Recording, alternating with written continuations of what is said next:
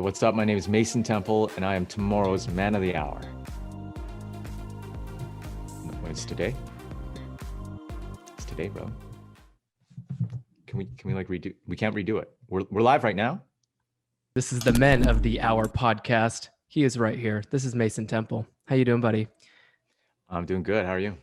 You're in Canada. I want to ask you about Canada, but before that, you call yourself a biracial actor with the most infamous ponytail in the world.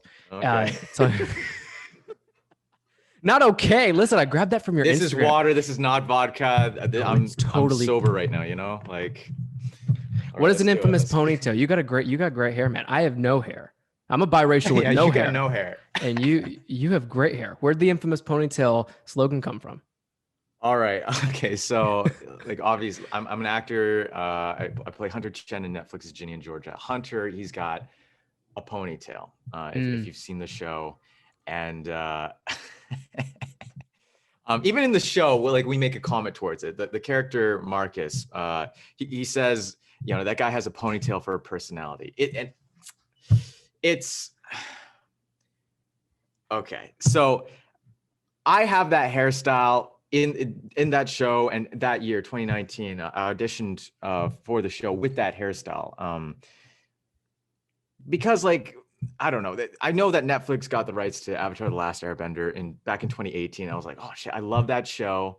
Should have just been Aang. You know, well, I don't know about that. I'm not 12, but I love that show, and like I love Zuko and Sokka. They both got like a ponytail look, at least in the first season. So I'm like, okay, I'm gonna grow my hair out, and hopefully I'll get an audition for Netflix at some point, and then they'll see me with the ponytail. And I won't book whatever it is, but you know, they'll see me with the ponytail, and maybe they'll be like, hey, that guy kind of looks like Sokka or Zuko or whatever, and they'll hopefully keep me in mind or something.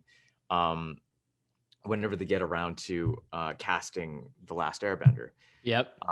Well, like I had my first Netflix show audition, and it was for Ginny and Georgia. I'm like, okay, I'll have the ponytail for this, and you know, I'll do whatever, and then you know, just plant that seed. And then I ended up booking it. Partially fun, man. The ponytail. You think it's because of the ponytail for real? Well, okay, so here's the thing. Like, I did my first audition, and then it turns out I got a call back. I'm like, oh, that's great. They wanna see me sing a different song. For those who are listening who don't know what a callback is, that's when they call you back to go back. Yeah, to call you back to do another audition. It's not the gig. It's when they want you to go, you know, dance around some more, right? Pretty much. They wanted me to sing another song. I originally sang The Shallow in my audition, and then I sang Wagon Wheel in the callback. But then they wanted to see me with my hair down, and it became this whole like, I think they were even considering having me do it again, but with my hair up. It became this whole thing. Eventually, I booked the role, which was like, oh, didn't intend to do that, but that's awesome. And then, you know, when I get to the hair and makeup, and it's like the first day, people are trying to figure out, you know, what are we going to do with his hair? And the producers were like, we love the ponytail. Let's keep the ponytail. So we kept the ponytail for most of it, because keeping my hair down, my hair's like its own diva. Like, it needs its own like, if you use conditioner, all that hair product shit. Oh, it just like ate every product. Like they try to have it down. If you watch in the first episode, there are points where my hair is down, I think on the second day of school. That's only the case because we tried that. That was earlier on in the filming, and it was just like, no, this is not working. Continuity hated how my hair was so long, it was flying everywhere, but there was no way to keep it still without gel, and gel made it look all crusty. It's a lot crusty terrible. And like wet and soggy, right? Yeah. So basically, like, they decide, okay, hair up, hair down for special events for Hunter, but hair up for everything else. And we went with that. And, you know, me being, I suppose, the naive person that I am, I don't think I'm naive, but I was like, okay, yeah, like, it's 2019, and then the show comes out in 2021, right? Like, we're in a more progressive time. Isn't that weird though? Like, 2 years later is when it actually comes out. Do they pay you 2 years later too, or do they? No.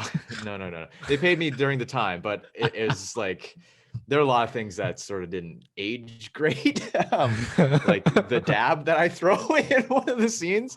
That was a 2019 I'll get to that later. Thing. I'll get to all that later. Because I'm getting memed on hard by Gen Z, but I'll get to that later. With the ponytail, like, I'm thinking, okay, like we live in a more progressive time. Jeremy Lin was rocking the pony like back when he was playing with the Nets, I think, in Atlanta as well. So like, Yeah. I don't know. And I've seen Asian people rock the hairstyle. I was back in Taiwan in a little bit of 2018 and 2019. And there are folks rocking the hair too. Plus it's like, It's it's like a a samurai slick look. top I don't think knot. it's gonna go top knot. Thank you. It's never gonna go out of style. I don't think. Exactly. Well, then the show comes out and oh my goodness, the world was not ready for You hear that? attractive Oh half my Asian guy. goodness. Oh my goodness. It was like I received so I have a Twitter. I haven't been on Twitter since the show came out. Except for maybe to like retweet something involving like BLM, just because there's a lot of really I don't need to explain that. Every American should know this. But on Instagram, I like the platform of Instagram a lot. Just a lot of interesting content on there. But I just endless waves of people dunking on me for multiple things. But the ponytail being the first one because it's a man bun from 2015. Oh my god! But the man bun is fun. Well, first of all, this is a bun. That was a ponytail. Second of all, I thought everyone loves does not everyone love The Last Airbender? Like I literally just have Sokka's hair from that thing. That's what I modeled it after. I know like he gets dunked on in that show. Like I think Katara's like, oh, you have a ponytail. He's like, it's a wolf tail, but a warrior wolf tail or something like that. But I thought that was cool. And Jeremy Lin was rocking it. I don't know. I feel like. And now it's your Instagram bio. Now it's my Instagram bio, It's half of it. You know what we're going to do? Let's just talk about ponytails for the rest of the hour, dude. I'm here for it. I mean, we could. There's so much we could talk about a freaking ponytail. Wait. It's a cultural thing though. I don't know. I find that it's mainly white teenagers and I check some of these profiles when they're DMing me. It's mainly white teenagers in the States, sometimes Europe, sometimes here and there, whatever. Yeah.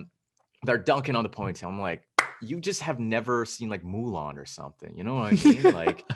Like the original or the remake. Get cultured. #, get cultured. We have to have people get away from the cancel culture and just focus on the word culture. Speaking of, I mean, just okay. We don't have to. This is your episode. I invited you to the podcast, which is your first one, dude. Welcome. Yeah, it's my first my first I guess long form interview of any kind, which is pretty neat. So what you don't know, oh dude, thank you for saying yes. What you don't know is that you can't exit the Zoom call for a whole hour. It's mad. So you're stuck with me for the next hour. Luckily, I brought water. We both have water. Use the washroom? I think it's tequila. I think you go to the washroom whenever. I'll just I'll. This isn't like Amazon where I got like pee in a cup or something. So. Ooh, I've heard. Come on, we'll talk about sweatshops later. Wait, so the biracial part though, we'll talk about it towards the end. Anybody listening right now, first of all, thanks for being here. If you're listening, grab the second cell phone or the secondary, whatever you have, subscribe, listen, do whatever you want to do. It certainly tickles my fancy because the show is built based around anybody who's listening. If you're new to the show, welcome. I'm stoked to talk with Mason for the next hour because I think we have a lot to cover. We're going to talk about the he has a slogan. It's called The Empty Life. It's what his Instagram handle is, what your YouTube channel is called. Dude, I wonder, because you're laughing now, I'm like, wait, is this a joke? Or is it a real deep thing? So I got questions about it. And then, later towards the end of the interview, both of us are biracial, but I think, and you guys have seen it. I mean, if you've listened to past episodes, we've had Alex Landy on the show, who's half Korean, Zach King, who's half Chinese, and Ricky Whittle, who's half British and Black. So, I think there's something to be said about that. We won't spend too much time on it, but I want your thoughts a little later, Mason. But listen, we're both 25. I think we look 16. Part of that's because we're Asian. The other parts, we were born in 96. I think we might as well be brothers. Yeah, I mean, we could be. You got on the Zoom call. When you entered, I was like, yo, we kind of look very similar. we do kind of look pretty similar, actually. It's funny that you say we both look 16. I think so too, but there's like a sect of folks that are adamant I'm like 40 or something. I remember when the show came out, I think it was The Guardian. Yeah, Rolling Stone. It wasn't Rolling Stone. The Guardian I think was the one that said, and then there's, then there's Hunter Chen, dependable Hunter Chen, played by Mason Temple, who both looks and acts 40. And I was like, dang, I just got they said that shit roasted about you? by The Guardian. Like, looks and acts 40. I don't. Like, Well, what? maturity's one thing, dude. I think you look super young. But I mean, so I was like, okay, I don't know what they mean by that. And then I look on Twitter, and when the show comes out, and like people are like, oh, he's got crow's feet and forehead wrinkles. I'm like, They like say a that? human being would. Like, what? Ew, wait, people say that shit about. Well, listen, and I think that you have to get on this. I told you at the beginning of this, man.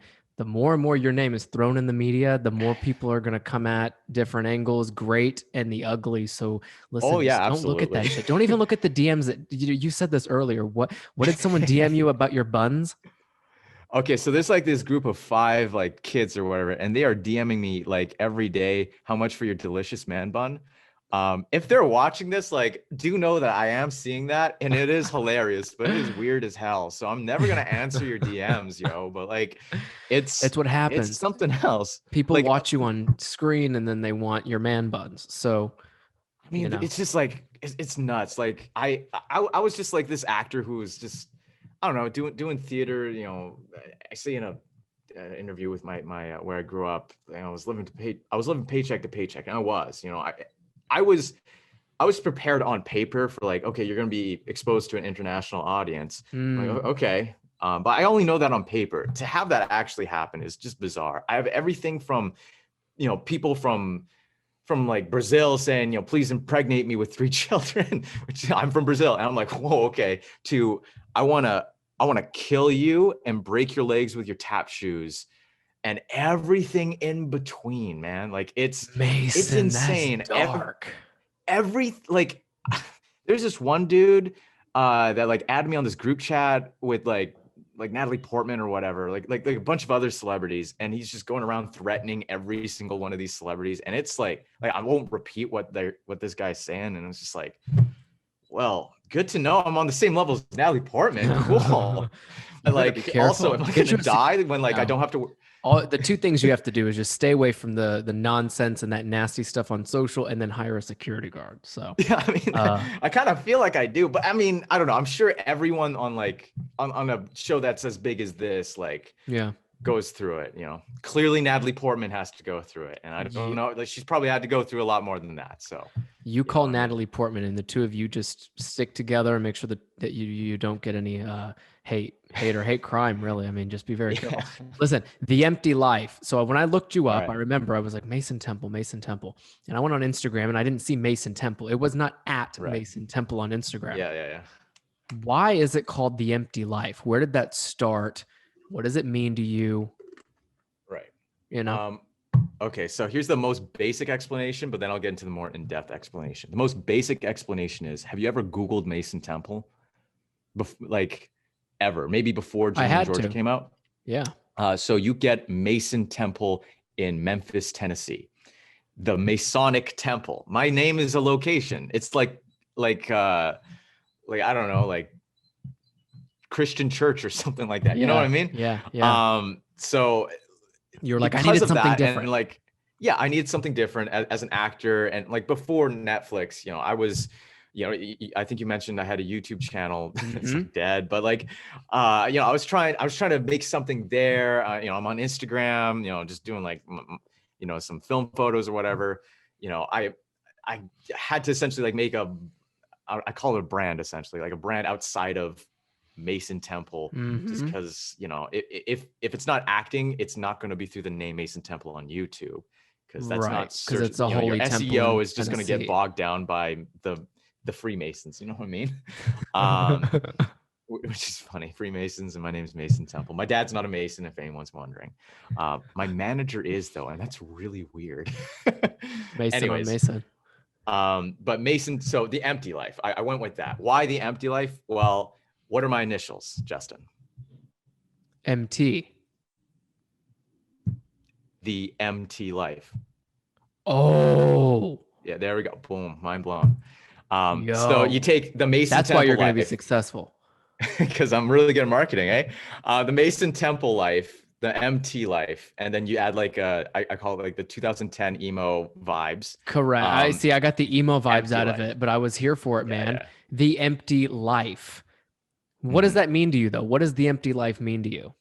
So it's funny because originally I just got tricked once in like grade 6. One of my classmates like, point to your head, say your initials. I'm like, oh, MT.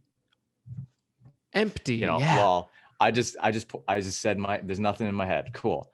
And then that later came up when I think in like 2000, was it 9? I maybe not 9, maybe it was like 10 or 11. Pretty early on in YouTube, when I wanted to be a YouTuber or something, and I was trying to figure out a name. And I had that like sort of emo vibe or whatever, but like I've struggled a lot with how do I struggle a lot with depression and anxiety. Just the nature of growing up as a biracial kid in semi-rural Canada. So it was a pun, sure, but it was also like originally I was vlogging as a way to like cope with that and try to reach someone out there. And then I just took that forward, like, okay, the idea of the empty life is, that is my life. And, what am I trying to do with my life before leaving my home? I have a hard time calling it my hometown, to be honest, but that's for a separate thing. Before leaving where I grew up, there was a lot of like trying to, I suppose, fill my life with positivity or something I wanted to do. I would pour myself into theater, into acting, writing, directing, whatever I could at the time. So the empty life, sure, it was like a branding thing that I thought of as a kid, but it was also like a metaphor, I suppose.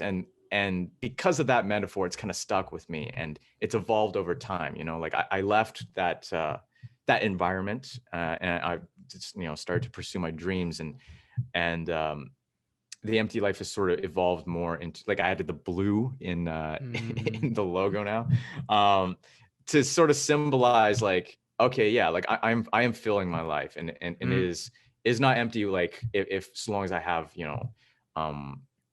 my creativity and my friends, my peers, Oh yeah. and if I share it with people.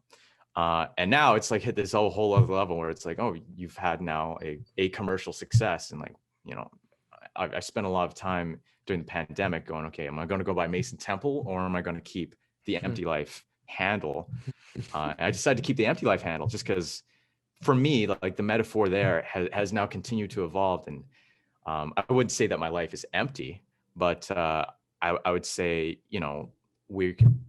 I've incorporated so much in my life, and I will continue to incorporate to fill the whatever emptiness or whatever in that. So yeah, it's it started off as a pun and sad boy vibes, but just growing with it, it's actually developed into something a lot more, and something that means a lot to me. So yeah, that's why I haven't dropped it. Yeah. So yeah.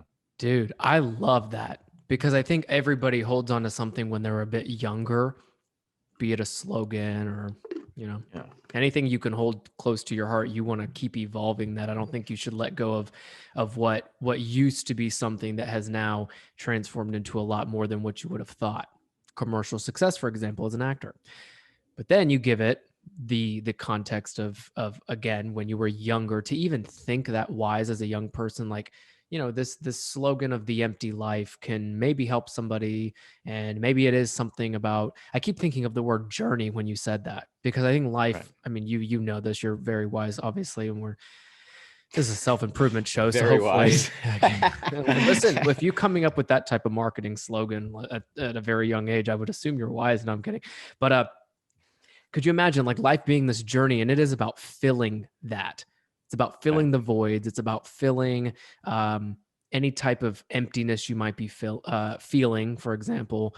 And then, like you said, sharing it with people, right? I mean, yeah, like I guess I knew as a kid.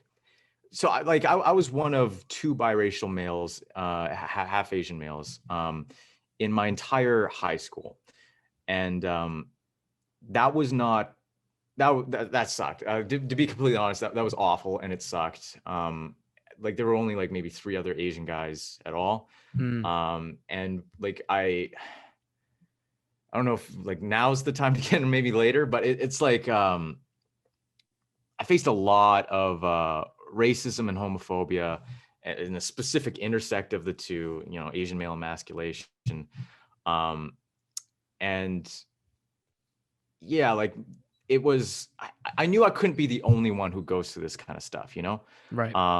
And I'll be there with you. I mean, even growing up, I had sometimes when I was in Japan, it's like, oh well, he's not Japanese enough. So then there's that part. Every time I came to the US, I had long hair actually when I was in middle school. But it's the same thing. It's like, oh my God, is he gay? And you know, is you know, what does he look like? Where is he from? I think you're on the same pace, but it's when you're in a community like the one you grew up in, where you're one of two, right?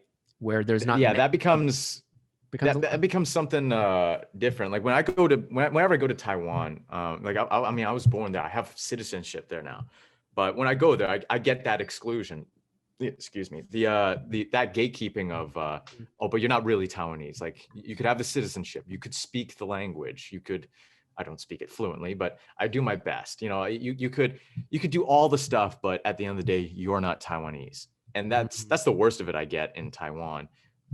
But in Canada, like it gets so much worse. It'd be like, I'm going to kill you and your family.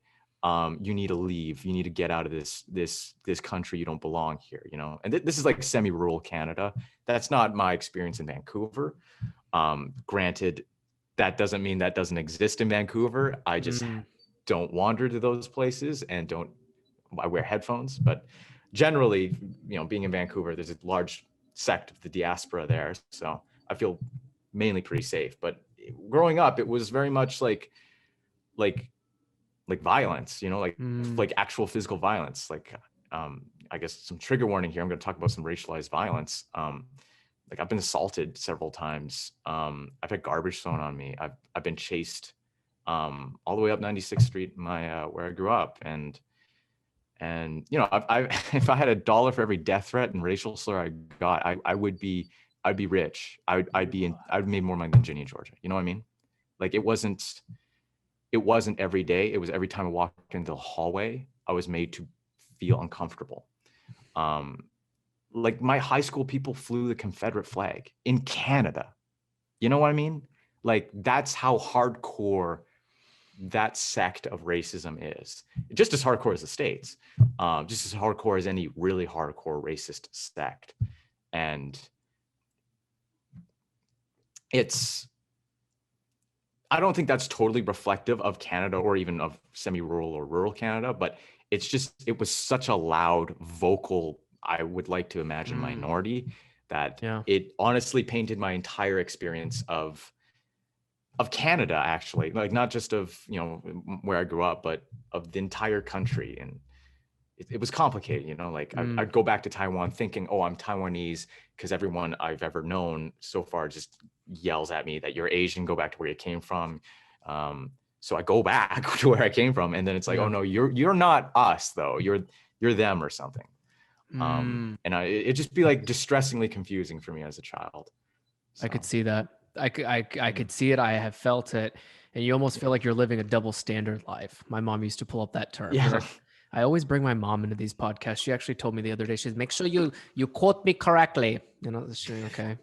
I think I said at one point, I was like, oh, well, my mom used to say Paris Hilton said this. She said, no, I think that was Britney Spears, you know, but I mean, who was with you during those times? And did you think that it wasn't okay to maybe have reached out, or, you know, what kind of like escape mechanisms were you looking for, rather than now where you do keep your headphones in and stuff? But I could imagine, like, dude, that's tough as hell to even go down the hallways and experience that. But as you could imagine, people are bullied for thousands of things, even today, even worse on social media. But for you, it was in person, right? People were like throwing things at you and saying things verbally. Done it to me too. You can imagine. I was a male cheerleader, the only male cheerleader at my high school as a freshman. Theater, dancing, and that's like some shit to talk about, because I think until you've experienced being in a position that is as vulnerable as dancing, singing on a stage. Here's the thing, you're in the spotlight as a performer so is a cheerleader on the sidelines, where people just are staring. And if they're so small-minded, and the ones who are waving Confederate flags or whatever that might be, not to get political here, but like anybody who's just like sitting in a stadium eating popcorn trying to watch a game, and they see that, or they're tuning into your stage performance, for example, there's words that are always going to get thrown around. Or like, you've seen the scenes on movies where it's like people are getting tomatoes thrown at them on the stage and shit. But what did you do to cope with that? And I mean, obviously you're in such a better place now, but during those times, at least, what were you doing? Right. I mean, when I was young, I fought a lot. Like, it's not uncommon for people, especially men, but like even one of my ex-girlfriends, I remember we were at a party and we're all doing this never have I ever drinking game. It's like, I said, never have I ever been in a fight. I drank, and like a couple other of the Northerners drank, including her. And like everyone in Vancouver, like, what? And like, oh yeah, like fighting is like, unfortunately, like so normalized, at least for me at my time there, that was just so normalized. It wasn't until I got to high school where they're like, okay, we will call the cops if you fight. And yeah, that's actually true. It's actually kind of nuts, because it almost made it worse. I couldn't fight back, essentially. All I could do was take it, and then it would simmer. How I dealt with it was, I have a very close group of friends, and I generally have a hard time keeping a larger group of friends now, because I'm just so used to trusting a very close group of people. I'm living with two of the Asian people I grew up with right now. It just kind of happened that way during the pandemic, and we were all in Vancouver. One of them is actually running for council in where I grew up. He's half Asian too. It took like surrounding myself with some people that also get it, and then some of my white friends and my other people of color friends, to cope. I also, I poured myself into theater, but I mean, at the same time, during 2020, I had a lot of time to sit down and think. I had the first part of lockdown, I was completely by myself for months, which was insane. Same. Yeah, like this is a surreal experience. I'm like, okay, so how you say, oh, I just need a month by myself in a cabin in the woods and I'll figure it out. No, but there was a lot of stuff I worked through in that. Like I never really had the chance to do therapy, just because until Ginny and Georgia, I had no money. I was a starving artist, and you just got no money, no time. And the services available in high school were not services, like they didn't really exist at the time. I hope there are now, but when I was there, it was pretty much nothing. So for the first time, I really got to do some therapy, and I honestly, I didn't cope with it well. Reflecting, I was extremely codependent on my partners, and I knew a lot of people would, honestly, they described me as a bit of an asshole until I left and did like my first semester at my alma mater. I remember one of the first comments at my alma mater was, you're doing great in acting. You're going to pass if you stay at this level in acting, but you're an asshole. I'm like, why do you think that was? Yeah. Why do you think that misconception was put on you? I think my movement and my voice teachers helped me figure that one out, because it was like, you're not an asshole, you're traumatized. Like, no one goes through that amount of violence, be it verbal or physical or whatever, and comes out of it like Jesus Christ or something. You know what I mean? There's a lot I had to unlearn, and I continue to unlearn. And like sometimes, I don't know. I try to be very, very aware of how I am, just because, I came from all I really knew how to do coming out of where I grew up is get what I want as in career wise, like I didn't like, I don't know, like do anything illegal, you know what I mean? But Yeah. there was a rudeness to it, because it was just like I was desperate to leave, essentially. And with that came a sort of lack of awareness about who I was. And yeah, it just took a lot of time to realize how much everything really affected me in life. Like I always told myself I've got tough skin, and like nothing can really get to me or whatever, but that's not the case. That it really isn't the case. And, it's good to like have that sort of tough skin, but I don't know, like I was a teenager. It's hard to be able to process all of that and what that's going to mean to you in the long run. You know what I mean? And healing takes time. I think all of us Takes a have to lot of remember that. time. It takes a little bit of therapy. It takes a little bit of going back to the small group of friends that you had mentioned. Yeah. Gosh, and they say time is like the biggest currency you have. Like you said, when you didn't feel like you had enough money and time because you were a struggling actor and that's what you wanted to pursue, you could imagine Yeah. all the personal development you put on the back burner at the times too. You know what I mean? Essentially it. Like Right. Yeah. But I I mean, think I've had conversations with like, my friends growing up. I'm like, I'm sorry for like how I was here and there, and I've also had conversations with my parents where it's like, in areas that they failed me, but also, I'm trying to explain like I was doing my best here and all that. And yeah. there was a lot of development I not had to, but I was able to do in 2020 that, yeah, I don't know. I'm still in that process. Like I'm learning how to meditate right now, which anyone who knows me personally, at least before Ginny and Georgia, would be like, you meditating? Lol. But like, yeah, like I'm actually like that's how far this progression is, like I'm doing what I can, and it's crazy. I mean, it's difficult during this time, like this is like the peak of anti-Asian racism Right. in like 100 years or so. Yeah. So that complicates things as well. I've received my share of it, but and honestly, I just don't really go out anymore, just because of it, or I wear sunglasses and my mask, to just protect myself because I don't have the energy to deal with it. But yeah, like, yeah. You almost feel like, and you brought up the word traumatized. You almost feel like after you've gone through so much bullshit that you really shouldn't have had to go through. I think a lot of people can attest to that. When you're experiencing bullying or just people just being complete assholes to you for no reason, you get fed up with it. And luckily, thank God, we've had the past year to all kind of be by ourselves. And I think there's a bit of the society now that is a bit more not, I wouldn't say gracious with how they treat people, but I would hope that they're more empathetic. I remember saying that when we launched this show. I just kept using the word empathy. I think that takes a lot of that for people to really understand how the society has gotten so corrupt. The world itself. I mean, there's so much competition there, and you mentioned it. Actors are known for just being super solo in their own thing, at least career wise and professionally. And we see it in any industry, especially athletics. People, and there's a sense of loneliness that will come with all of that. But the past year has kind of showed people that when you're alone, nothing really comes of it. You're living a very lonely life at that point. So then you have to have, like you'd said, your friends and your family and the people you work with on like a Ginny and Georgia set and stuff, which is a good thing.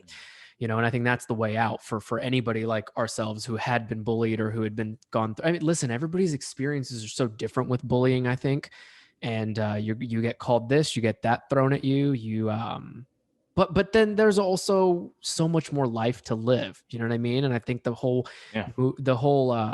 injustices that happen around the races, be it people of color or Asians at this point, you're reminded that those people are actually gone, right?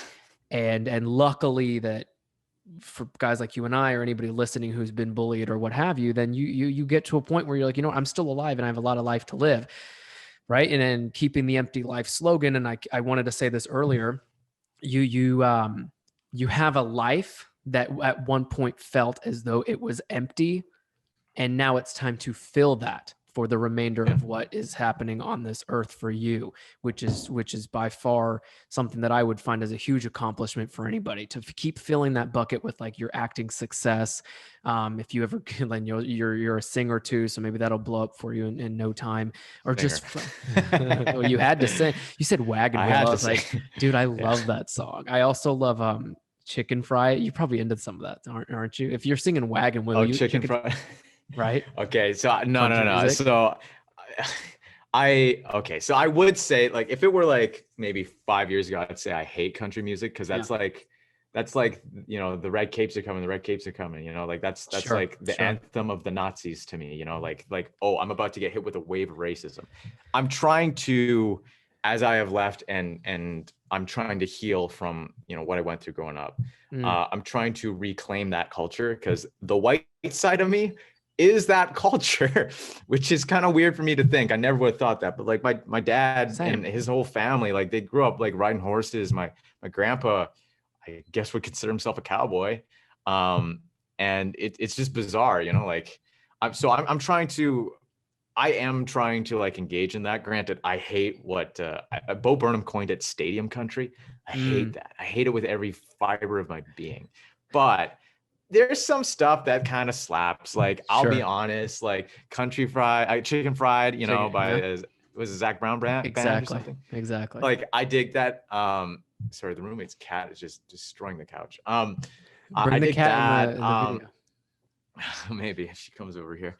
Bob Dylan, like the older stuff, like Bob Dylan, Johnny Cash, like that's all good. It's the more modern stuff, like, I don't know. There's some stuff that I like here and there, and it's taken me some time to appreciate, like, what's that Carrie Underwood song, Before He Cheats? That's the one. Oh, it's taken me some time to appreciate stuff like that. Yeah. The side of his sweet little sweet Y'all didn't know you were tuning into a concert. You'll not be getting me singing any of that. But and like Luke Bryan's Country Girl, I used to hate that song because they'd play that at like the barn dance or whatever. Yeah. Sounds super Wait, you bring hick, up so, but no. Listen.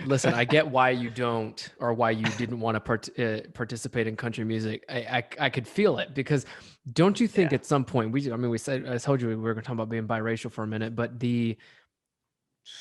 gosh, like, don't you feel like being the biracial product of two different races should be a good thing? And it should be, my mom still says, you are 100% Taiwanese, you're 100% Canadian, I'm 100% Japanese, 100% American. But then at some point, as we're growing up, we can say that as 25-year-olds now, but when we were in our freaking teenage years, I just remember how traumatizing it was to realize that, like, I felt like I was living a double life, or I felt like I was 50% of the way there, and then like still 50% taken back every little experience we had. And then you throw the fact that you and I were entertainers and performers on top of that, and then you just got like two half Asian dudes that are getting made fun of. And I think that, what do you think about just growing up, and it's supposed to be a good thing that your parents kind of blended their beings together to like produce you, but then what have your parents said? I mean, it's super bizarre. Like, my parents had this naive idea, I suppose, that or maybe they didn't think this, but they told me this, that since I'm half white, I'm half Asian, like everyone should like me. And I had that idea. Yep. But in practice, it's like racism has never been, it's not famously inclusive. You know what I mean? Mm-hmm. When I'm among white people, particularly white people that grew up homogenously, they don't look for what's similar in me, aka the skin tone, the little bit of orange hair I got right here. That's the Celtic part of me. Yeah, that's right. I don't know why, but that's the gene. The brown hair instead of the black hair. Granted, it looks black right now, but it's very dark brown. Yeah. Or the just whatever white features I have, they don't look for that. They see the eyes, and I'm gone. Other. And it's automatic exclusion. Not always the most violent, like, I'm gonna kill you and your family or something, but it's still like, oh, you're Asian, I'm gonna call you Maysian or something like that, or Bing Bong or some stupid shit like that. You know what I mean? Yeah. And then at the same time, in Taiwan, and I have to specify specifically Taiwan or Asia or whatever, it's the same thing where it's like, oh, but your skin color is different, your hair is different, and they see my eyes and they just see a white person's eyes. It blows me away. But you know, basically, the way I explain it is like, because I'm both, I am neither, because I'm always the other. And I wish that weren't the case, but I've come to accept that that is going to be the case moving forward. I accepted that a long time ago, actually. And I've started to become comfortable with the identity of biracial, which is bizarre because in theory, I would have you're more. Mason. Yeah, like I wish I could just say I'm Mason, but I can't, because that's how I see myself. But no one will see me as just Mason. They see me as Asian guy or white guy. Yeah.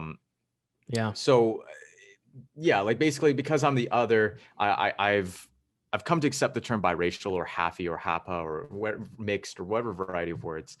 It's interesting because I would, I have more in common culturally with, I suppose, white people or the Asian diaspora. And honestly, the Asian diaspora is probably the most welcoming group of folks I've ever met as a monolith, I suppose. But it's really, I find my people with other halfies because of the one single experience. I may not like have anything in common with like a half Latinx, half Black person, but I have one thing in common. I'm the other. And that connects me so intimately with other mixed race people, where it's like, oh yeah, I don't fit under that weird umbrella that homogeneously raised and monoracial people have. And it's really bizarre because yeah, I might not even share that culture with someone, but I share that experience of being gate kept, and that has brought me closer with all sorts of people, which is weird. It does. I always say that life has such a weird way of working out, but I am the same way with you. I feel like a lot of people who are half this and half that are the most relatable because of experiences. But then also, if you look at it in a broader lens, man, like this is a huge educational opportunity. And I think having a podcast to talk about it, I think talking with your friends about it, because think of it in general, like when you look at cultural communities, like my friends who are Japanese or Chinese love to be around the same type of people. My friends who are Black love, and it's not that they love, sorry, but they totally migrate to the same people, tend to. Yes. And I often ask my friends who are completely different races than mine, like in college, in high school, I was around all Caucasians, all white people in Tennessee. But when I was in Japan, it was a little bit of everybody because it's a military base. And then when I went to college, I was around a lot of more Black people than anything. And I remember asking a lot of my Black friends, I said, what is it about me that really you gravitated towards? They said, well, you have your personality, you're fun, you act like us, you're invited to the cookout, you can come hang out, you can dance. Like there were so many attributes that I was like, being Justin made enough sense to a Black community that I was often the only one, right? The other to all my friends who were Black, born in Memphis, or, a lot of them were from Memphis, Nashville, Tennessee. And I just can't stop thinking about the fact that, like, isn't everybody a little bit of something at this point in 2021? And again, back to the educational component, the reason I asked you earlier, like, have you heard the term HAPA? And you have, like, we're both biracial, but like we as people who are biracial or mixed have a huge opportunity to educate people, not only on like our experiences, everything you just offloaded at the first half of this show, man, like, or this episode rather, was exactly, I think, what people go through who are mixed, who look different, who seem as if they're the other, but that's all for face value on the outside. Rather, as I just mentioned, most of my Black friends in college who I was always around told me a lot of my attributes about my personality and the things that were inward facing. And I think that's what people need to begin to understand. And again, if you're in Canada or if I'm in Tennessee or wherever these places are, like I remember my mom saying that she was the only Japanese person in Tennessee. And she'd always be like, this is a great opportunity for these people who are in Tennessee who haven't been to Japan for me to educate them. And I think that's the beauty of like what you and I can behold in this country, and what anybody who, even if you're tuning in right now and you feel like, on the outside, you're half this, half that, or you're the other, like Mason had said, use that as an opportunity to educate people or to put yourself in uncomfortable situations enough to make other people realize that it's great to have other people in your friend circle, in your colleague circle, working on projects with you, because indefinitely it's going to happen. Give this country and this society 100 more years and people will be 4 races. My brother is half Japanese and half white. His girlfriend is black. Their baby's going to be 3 races. You know? Like I say to people, it's stunning to me when I see sci-fi and it's like still like, oh, all these white people, and then they diversify it, but it's still like monoracial folks. I'm like, everyone should be beige. You know what I mean? Like in the future, we're all mixed. We are the largest rising minority group, I suppose, in the world, simply because of globalism. I mean, we're a product of multiculturalism, and in a world that's more connected, like you simply are exposed to more, and then your idea of what I suppose a partner that you can reproduce with expands, you know, like, and we're biologically programmed to want to mate, at least with something as different than us, because you get a wider gene pool with that. Like it's just biologically, it's bizarre that mixed folks receive hate to me, because you would think we're the products of multiculturalism, like, and these are things that we value in our at least in, I don't know, the United States and Canada, in our colonial settler cultures. You'd think that we value this, right? Like this is what we want to champion going forward, not necessarily a race thing, but the idea of multiculturalism, and you know, we come out of that. We wouldn't exist without you know, opening borders, for example. But I don't know, give it time, of course. Like again, like you think 100 years ago we would even be in the same room?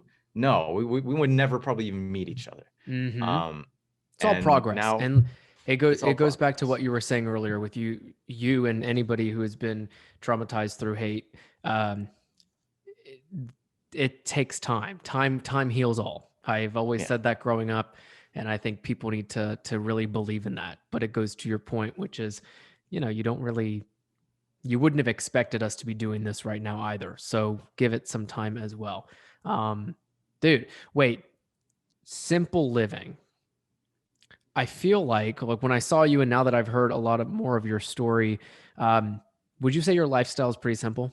I feel like someone like you, well, in a good way, because I wonder sometimes, especially when people are viewing you from like Netflix or, you know, just watching you from social media. I am curious to know like what your thoughts are on simple living and like kind of keeping things simple, but like how would you describe your lifestyle? Before Ginny and Georgia, I would say I had a fairly simple living lifestyle, just because of the nature of poverty. I got to be completely honest. It's like, you know, you make your certain food, you do your certain activities, and whatever. You got one good camera or whatever. Since then, I gotta be honest, life has been chaotic, because like after Ginny and Georgia, the pandemic hit. Yeah. So as far as simple living goes, I don't know. I gravitate a lot towards minimalism, and I suppose the anxious side of my mind goes, man, if I could just like live by minimalism, that would help me. Help lessen the anxieties I have about. You hit the nail on the head. I was praying you would say that, and I couldn't think of the word earlier. It's minimalism. Do you feel like the busier you get, or the more things you want to handle mentally, be it personal or professional, you almost have to default to having a minimalistic lifestyle, because you don't want to think of what you're eating, and you know, you kind of want to have the routine foods and the dress code and the places to go if you're going to go socialize. What do you think? Right? Pretty much. Like I'm trying to build that right now. I feel like I'm finally in a mental space during this pandemic where I can start to rebuild my life and my habits and stuff, slowly but surely. Yeah, I don't know. Like I've always been into minimalism because of I was a huge Steve Jobs fan and Apple fan when he was around as a teenager. Yeah, and he has like the same 16 black sweater turtlenecks, right? Yeah, and honestly, I'm like, man, if life were only that simple. I think that's what we've begun to learn. You look at all these tech CEOs, or I look at successful people and they have like maybe, or some people I've met at least, 10 suits, and you just interchange the inside, be it Yeah, the button up shirt or the t-shirt underneath and stuff. And I'm starting to find that that's a great way. So you don't have to think about your outfit. So you don't have to think about the food that you're putting in your body. Just make sure you have a set, schedule or agenda for what you want to put in your body to like stay healthy or like whatever. But like, think of how much time is wasted deciding what you're yeah. going to eat, where, travel to, who you're going to hang out with. But if you kind of know that and you stick to that, you can focus on getting creative for the next project, or you're spending more time on music writing and all that stuff. Pretty much. Like when I was in Taiwan, I just like bought a set of Uniqlo pants that are all like different colors, but it's like the same kind of Yes. pant. And then I'm like, that's it. I'll get that. I'll get one pair of jeans that honestly I haven't worn forever. I'm like, might just retire the jean look. And I got these camo cargo pants that honestly I wear probably more than anything. You find what you like and stick just find to what it. I like and then stick with it. Okay, so the shirt I'm wearing, this is not a plug or anything, but this is like a Lululemon shirt that's like infused with silver, so it's antibacterial, so I can just wear it longer. So I can just wear like one shirt. I love it. And honestly, that has freed up a lot of my mind. Where it's just like, okay, I got my shirt that I layer underneath a hoodie of whatever kind. I'm wearing the one from the show, and then I wear a hat so I don't have to do my hair usually. You know what I mean? So Keep it simple. yeah, benefits. Like there's so many benefits. Oh God, I look at all the stuff I have and I've accumulated, and I'm just like, I just wish I can't just throw it out because like that's not environmentally friendly. I got to figure out a way to either donate, repurpose, or recycle it. But I'm just like, oh God, it's just like too much. Yeah. Sometimes they say, whoever the hell they are, but they say that the more you have, it's just way too much. You start realizing that like less is more. That's what it is. Less is more. Certainly, like I'm really trying to take that to heart. Just because like I don't know, you just want one quality knife or one quality pillow, Coffee cup. or coffee cup mug, like just get like what you need. And then I don't know, for an actor and for someone who's moved like it feels like 10 times in the last 5 years, like it just makes it easier to move. You know what I mean? I used to, as a teenager, I like to collect video games and stuff. I'm just like, oh geez, what a mistake. I don't have time to play all this stuff. Now I've got all these like video game cases that I don't know, I've got around, and really I just play like Civ on my Switch now. Right. Because again, it goes back to this idea that you find what you like, you got to stick to it. You get maybe 6 versions of it and you keep going with your life, because there's too many other things to worry about, especially if you're building a career. More important stuff out there, Yeah. Yeah. And I feel like again, I'm a person with anxiety. So I tend to fall in these traps of like over researching and then feeling like I need to get like a one of everything or all the best or whatever. And I over diversify, for example. So where it's just like get the good one thing the first time, and then relax, do something else. Just do anything else. Shit. So, You brought up this idea of a paycheck to paycheck lifestyle, and I had it written down, man, because I think everybody's been through it. We still go through it. It doesn't matter how old you freaking are. There's teenagers that live through it. There's 20-year-olds, Gen Zers, millennials. There's adults that still to this day, I don't know what the statistic number is, but I've heard it before that like there's a certain percentage of the United States that will always live paycheck to paycheck. And with that said, there's like not negatives or pros to it. Well, I'd say there's negatives and pros to it, but I've always kind of looked at it as you kind of choose in life how you want to spend your money and how you need to spend your money. And for you, you mentioned that you had no choice but to do that. And I think a lot of us get to that point. Like when you're first starting out in a career, or you want to like get your first big break, or if you're launching a business, you're gonna have to wait 3 years before you start making any actual passive revenue, all that stuff. Like we've heard it. But you opened up about it in the past as well, not just today. And just, I wanted to ask you what do you think it means for people to live paycheck to paycheck? I gotta be honest. I'm a pretty hardcore social democrat. So I think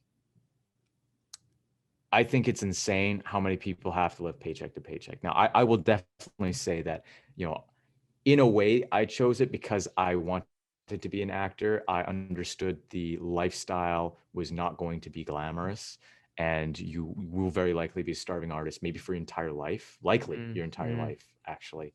And this commercial success was like winning the lottery. You know what I mean? It was the right place, right time thing. So it's one of those things where, like I could have gotten a trade job, doing something else, making a lot of money, but I didn't want to do that. So I in a way did choose that kind of life, but that life is awful.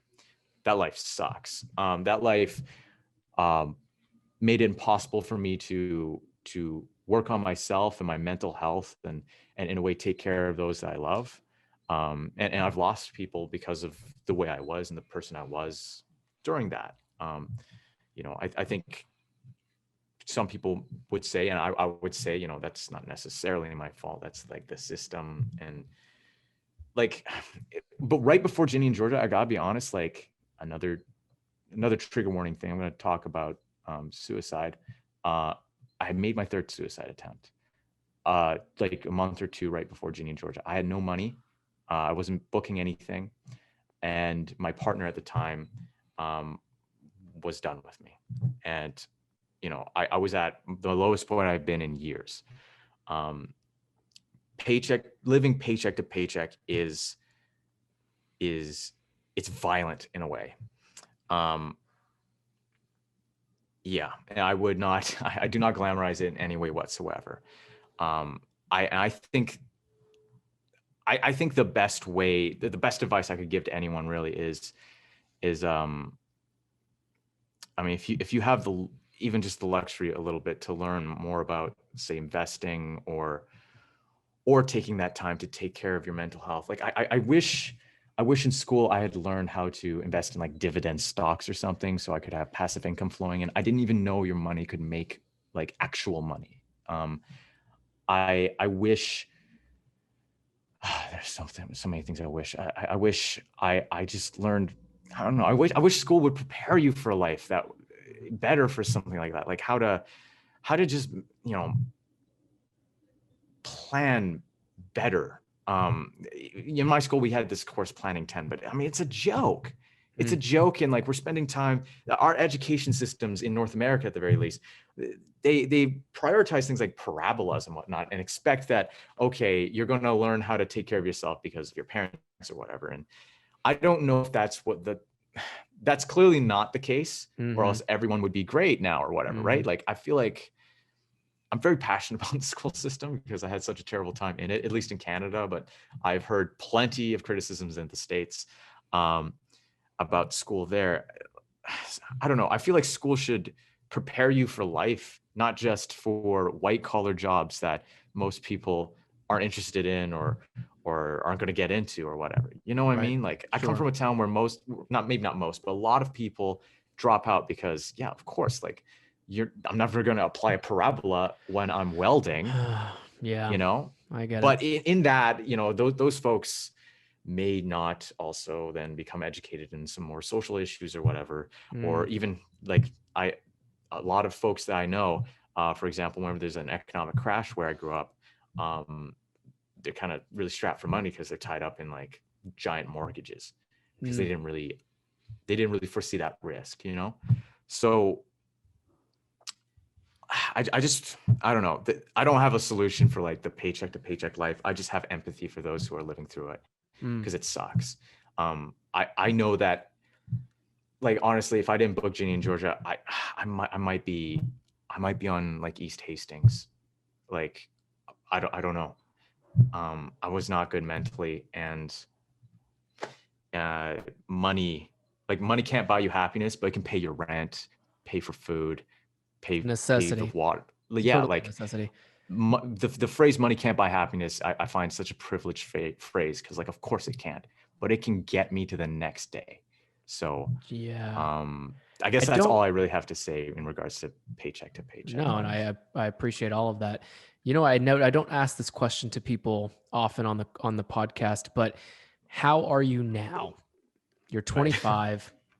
I mean, listen, you've uncovered and you've loaded off a lot, which I'm so thankful for because it's so relatable. I think people do need to hear these types of conversations very often. It's why we say real men, real talk. Essentially, everything you've said, I know people can relate to, and I appreciate you opening up on it. But you also wouldn't be on this podcast should you have not blown up the way you have. So I know your life is better now. You're living with your friends. I'm sure your family's good. Canada's hopefully going to get vax soon. But where are you mentally now? Where do you kind of see the rest of this exciting acting career going after Ginny and Georgia on Netflix, which everybody should go check out right now? And, it's just, that's exciting, dude. Congratulations. Absolutely. And especially after hearing your story, like extra congratulations. I want to send you a Vouv champagne bottle and a ton of fucking pet teddy bears and balloons, because that's like, you are exactly what people should see as a standing example of like, great, you lived paycheck to paycheck. Sadly, it would have almost killed you. But it didn't. But it didn't. Yeah. And you are biracial and you've been living a double standard lifestyle, and you got to a point in your life where that could have also led you down scary paths. Yeah. But it didn't. And I think this is exactly why we wanted to coin you a man of the hour. It's so important for people to realize that you don't need to give up, because look, you're on Ginny and Georgia. But how are you feeling up until this point? I mean, I will say a lot of people that know my past, know my history, and they check up on me. I'm really thankful they do.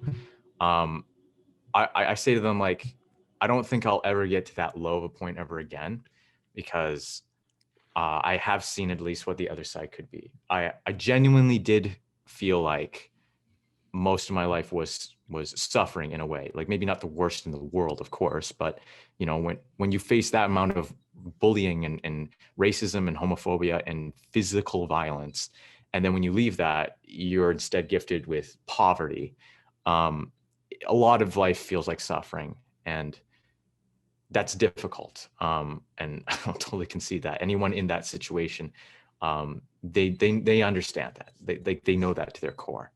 But I can, what I will say is that you got to want what you want, and you got to go for it. If there's anything that people would describe me as something that anyone who's ever met me will describe me as, it's ambitious. I think ambition is such an important thing. Basically just making sure your aim is straight and just going for that, because it might not be easy. It might feel impossible. Like, trust me, people told me, like, yeah, he's going to do the actor thing in the big city and then he's going to come back here and get a real job. I'm like, yeah, well, I'll kill myself before that. Like, I want to do what I want to do. I'm going to make that happen one way or another. It happened in the most bizarre way, in just like a luck way, but it was luck, but it was also like, I spent years training for this. I had, maybe it was luck that they were looking for someone with just the right skills, but I have those skills. And I put the time and energy and work in those skills. Guitar, singing, tap wasn't actually part of the character, and they added that later. But like, I invested in myself. Yeah, we can get to tap later. I invested in myself, and I hope that if there's another, BIPOC kid out there that maybe comes across this, be it male, female, non-binary or whoever, or if it's like another biracial person or whatever, if there's anyone out there that could take something away from like my life, it's that I hope it's that, like, it does get better. I know that phrase is just so overused and that's like a campaign or whatever, but like it truly does. I wish I could go back in time and tell myself at those low points when I was about to give up, and tell myself, like, no, buddy, I'm begging you, like, you don't have to do that, because I'm telling you, it will get better.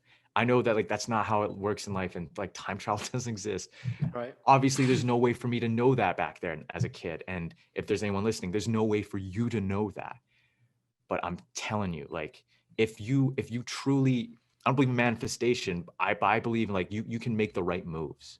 You can make the right moves, and that can start just as little as, I'm going to invest in myself, or I'm going to, maybe you got to leave whatever situation. Maybe you got to take a break from, like, part of me is like, shit, maybe I should have taken a break for acting and do whatever. I don't know what all the right moves would have been, but I've gotten to this point with the moves that I did make.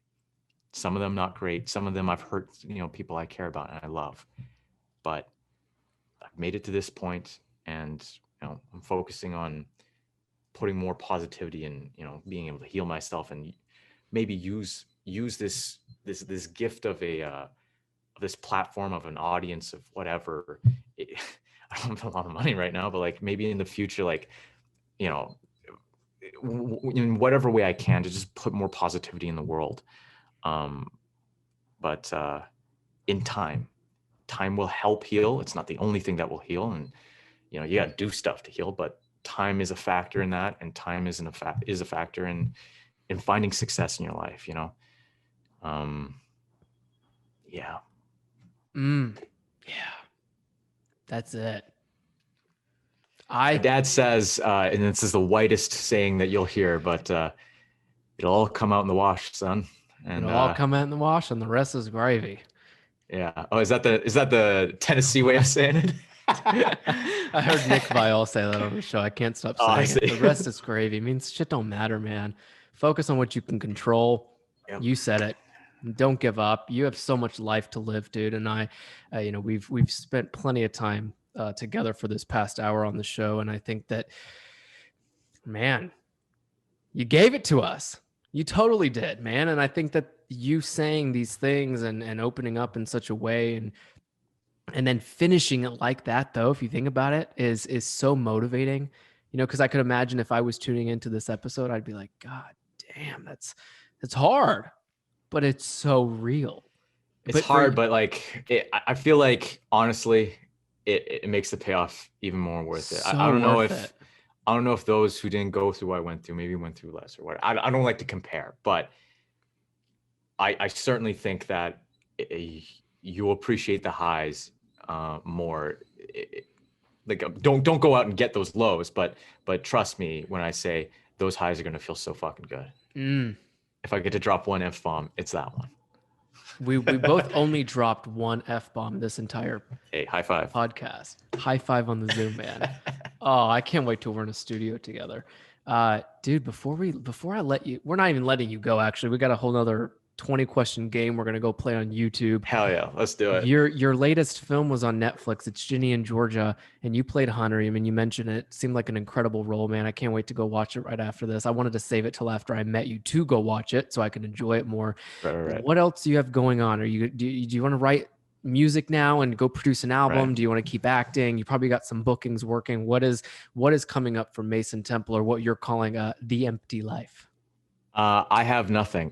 I have a dog coming, a little puppy coming sometime around like May 10th. That's great. That's huge. I'm really excited. For years, I wanted a dog, again, to help with like the anxiety stuff and ESA. And then with Ginny and Georgia, I was finally in a financial position where I could have one and take care of one. So I'm extremely thankful for that. You deserve it. I have no work coming up, but I'm auditioning for stuff. We're hopefully going to hear if we're going to get a second season soon, but I'm going to hear as soon as everyone else hears. So that'll be nice. But I've also auditioned for other things. So hopefully something, turns up. I am at the, University of British Columbia. And by that, I mean, I'm at home because you can't go there anymore. Right. Because of the pandemic. But we'll see if I get into their BFA for creative writing. I basically, like, I spent so much time in my dad hated this idea originally. He's like, you're going back to school. You paid so much money to go to school in the first place. Now you're making money. You want to go back to school? I'm like, yeah, like I value that. I value education. I know I do. Oh, yeah. I know I can work well in a traditional school system. I want to learn how to write. I got a little taste of writing with Sarah Lampert on Ginny and Georgia. And that honestly changed my world for writing. Because for the first time I was like, oh, someone actually gives a shit about what I have to say as a biracial person. Like, that's nuts. I actually wrote a pilot script to just basically a story about what it was like for me growing up in like an alternative world. You know what? I Wow. name dropped that, like, my name is essentially Christian Church. It's a location. The character's name is Christian Church. Instead In of this Mason thing. Temple. It's the Mason Temple. It's Christian Church. Wow. It's a little different from reality. It's like a world where my mom bought this coffee shop named Cosmic Grounds back where I grew up. And then what ensues from there, you know, and Yeah. it's a little surreal. I'm really inspired by Atlanta and how surreal Donald Glover's writing in all facets, honestly, is. I don't know. We'll see if that goes anywhere. If someone picks it up, maybe. I think it's kind of neat. It's follows me, my sister, who's of course obviously biracial, and my mom as a Taiwanese immigrant, just trying to figure it out as a small business owner and dealing with the Russian mafia up in Sounds like northern a good BC. story. Oh man. Well, let's do this. Let's get the dog, go for season 2 of Ginny and Georgia, and then the rest will come as you go, man. I'm really excited for you. This will, yeah, man, you have an incredible future ahead of you. I'm glad you're where you are now. Speaking of now, we're gonna go to YouTube. But if you're tuning into this podcast, thank you for spending some time with us. If you're like me, I started choking on water, which actually did make me cry, but I was about to get a bit emotional here, but I held it together. I hope you did too. Mason, your story is an incredible one. You guys should totally go on Instagram right now and look up The Empty Life. I mean, hopefully you know how to spell that, but I'll spell it for you. TheEmptyLife, all one word on Instagram. He had a YouTube channel. Check it out. He got some fun content there too, but he's on Instagram. You should follow him. Make sure you're checking out everything. Also on Netflix, Ginny and Georgia is out now, the season 1, right? All the episodes on that. And then hopefully season 2 is coming soon. I hope that gets greenlit. But again, thank you for being here. Mason, thank you for being today's, or what you called tomorrow's man of the hour. Whenever anybody listens to this, hopefully it is. I mean, listen, it might be tomorrow too. But thank you. But we're going to jump to YouTube for a game of what we like to call questions of the hour. All right. Happy Friday, everyone. What's it? It might be Friday when people are tuning in. Oh no, if you've seen Ginny and Georgia, you know what I meant. Don't worry. There's a new show on Netflix and it's called Ginny and Georgia. And the one who plays Hunter is joining me right now. His name is Mason Temple. We just had a podcast drop on the Men of the Hour. You can find it anywhere you'd like to listen. I personally like Apple Podcasts, Google, and Spotify. You can find it anywhere though. Mason, buddy, we're about to play questions of the hour. You ready? Let's do it. Let's do it. I didn't tell you much about get her done. I didn't tell him much about this game, but I'm going to ask you 20 random questions from the deck of cards that I have. So I want the first answer that comes to mind. Is this like a speed round thing, or do I have time to like think about it and then say it? You can think, but I heard the faster you say something, the better the answer. Okay, great. So, okay. Well, get ready. Oh, can't guarantee only one F-bomb this time.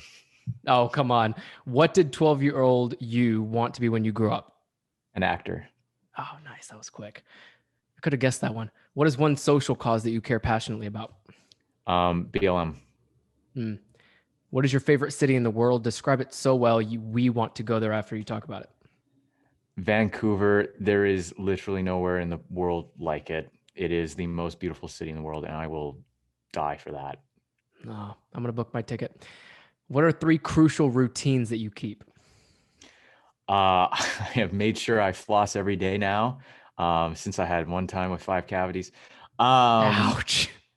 And it wasn't because of the pain. It was because of the financial cost. I didn't have insurance at the time. It's $1,000. Another one, I make sure to take my vitamins now every day because I don't know why, I just do it now. And I'm starting to meditate, and that's a new daily habit. Those are 3 great ones.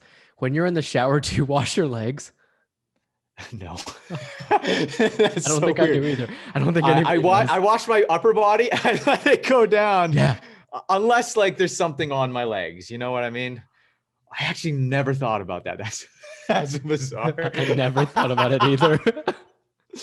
Do you believe in magic? Do you believe in magic? No. Not at all. I'm this close from being a nihilist. I'm like a reformed nihilist, but I'm this close from being a nihilist.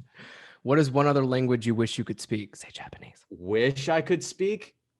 I mean, je ne parle pas français, and 我的国语很烂，但是 A different language I want to learn. I wish I could speak Italian. Like, I got to be honest, like that it's Italian and then Japanese for me, because Italian sounds so fun. And then Japanese, like I just watched enough Japanese content. And it's like, well, I should probably might as well know it by this point. It's so difficult. Oh, kanji. Are you kidding me, man? Like, well, it's pretty much Chinese characters, and there's like 300 of those. It is, but it's worse. There's so many different readings anyways. Hey, speaking it's different than writing it, but I'll teach you what I know. That is true. Honorifics, though. Oh my gosh. Finish this sentence for us, buddy. When I visit a new city, I always make sure to travel the entire place. I love to city crawl. I didn't know how to say it in a normal human way, but I love city crawling. I'm a very kinesthetic learner. I build a 3D map in my mind so I can just navigate without thinking. And I just love the architecture of so many different cities. I'll honestly get lost a lot of the time in the middle of the night, and it's a little scary. Nice. The year is 1983. You just found $10,000, no strings attached. What do you invest in? Apple. I would have too. Apple was around in that time, right? 1983. Macintosh, I think, was. Correct us if we're wrong, anybody who's tuning into this. I don't know. I don't know. I'd wait till Apple. If Apple wasn't, then I'll wait. If I'm because then Apple. But you knew that they were coming out too. That's a good investment. Oh, absolutely. I never sell a single share. They pay dividends. That's nuts. What is the absolute best thing to do on a sunny day for you? On a sunny day, I'm gonna plead the fifth. Hey, that's also an answer. There is skill and there's talent. What is natural talent you've always had? What is one natural talent you've always had? I don't know if you call ambition a talent, but I have an unwielding ambition that that's taken me to this point, and it scares some people. But like I'll never give up on something that I want. So I don't know if that's a talent, but it is a talent, dude. It's a life skill. Name your top 3 travel destinations. There's a lot of travel questions. Name your top 3 travel destinations currently on your bucket list. Tokyo, Rome, Shanghai. I thought you would have thrown Italy in there. You've probably been. Rome is in Italy. I named 3 cities, not countries. America. Fuck yeah. Wow, I'm not cutting that one out.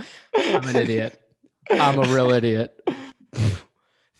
What best describes you, introvert or extrovert? I'm an ambivert. It's an omnivert is both. Ambivert is you switch between and it's out of your control. Ooh. I am intensely introverted, and then I'll be intensely extroverted, and then I'll be intensely introverted, and it just doesn't stop. And it's chaotic and it's exhausting.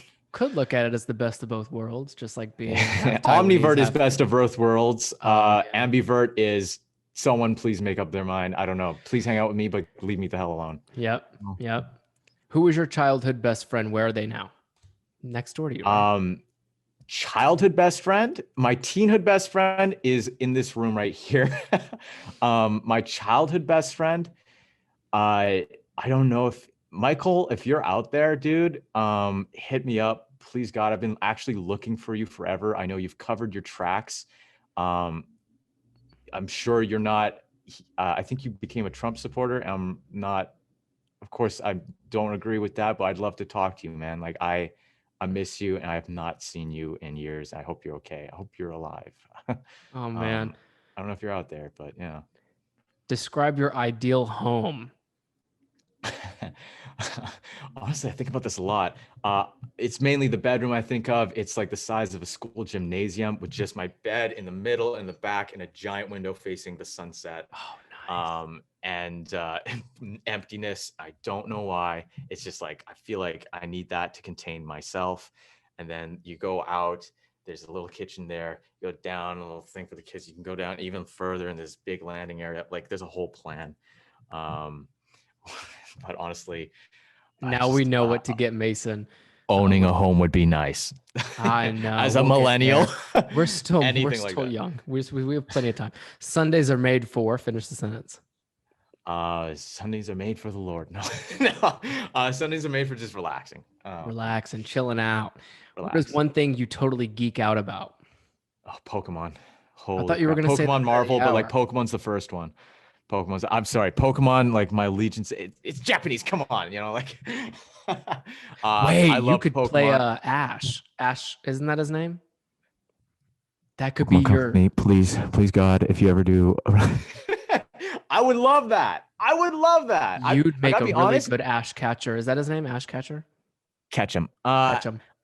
Ash Ketchum from Palatine. I gotta be honest. Anime. I really connected a lot to anime growing up as a kid because everyone does look kind of biracial in that. At least to me. I Didn't even think a about lot it of that way because their animation. eyes and how they kind of like Yeah, their draw the eyes cartoons. and their hair, and it could be anything. Like you can kind of Wait, be if you're anything in that. listening But out it's there, if still. you're casting for Pokemon, got you one right Please, here. please, Ryan Reynolds. I know you're also from Vancouver. Just like give Just Pokemon make it Company a happen. call. I know you did that one movie where your Pikachu was kind of weird, but like, hey, I watched it. I loved it. I loved you in it. Like, hit a guy up, Oh, I love that. Wait, all right, finish this sentence. We got two more. Nothing says I love you like. Saying I love you. No, I'm not even joking. Like, I'm not You're even right. joking. And Honestly, meaning like, it and meaning it when you say it. yes, You know what I'm talking about? like just saying I love you and like that. Yeah. Have you heard of the 5 official love languages? Yes. Okay. What are yours and how do you know? I hit most of them. Remind me again, because gift giving is not one of mine. Quality time is one of mine, but it's not the only one. What were the other ones? I thought you would have known. I think the other ones had to be giving people things, right? You said giving. Yeah, gift giving. I think is that the same as acts of kindness? Acts I'm of forgetting. kindness. There's like Yeah. 2 or 3 that are definitely me, but one of them is definitely quality time. Okay. Verbal reaffirmation or whatever is also one. Affirmation, verbal affirmation. Affirmations, yes. That is also Words of one. affirmation. Words of affirmation, and that's why say I love you. Like Mm. I've lost some folks in my life and not said what I wanted to say in time. Mm. So I try to do my best with that. Of course, like I know a lot of people and it's a little hard to keep up, but whenever I'm around people, I try my best to say what I mean. How much they mean to me and how much I value them, Mm. when I can. It's a new thing I'm trying to do, but yeah. Well, you meant a lot to us, and we value your time and your love and your energy. You just did a great segment with us on the Men of the Hour podcast. This was fun, dude. I love asking these kind of questions. For anybody tuning in, thank you for clicking on this clip. If you're on YouTube, our podcast is at Men of the Hour podcast. Mason Temple's everywhere at The Empty Life. Thank you so much for watching, and I hope you guys have a great rest of the day.